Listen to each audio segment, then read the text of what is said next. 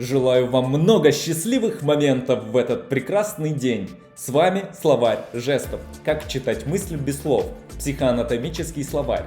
Изучаем каждую часть тела и ее психические характеристики, чтобы расшифровывать определенную последовательность жестов и их корреляцию.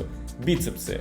Инстинкт самосохранения и энергичность. Энтузиазм – это топливо для энергичности, а энергичность – горючее для инстинкта самосохранения.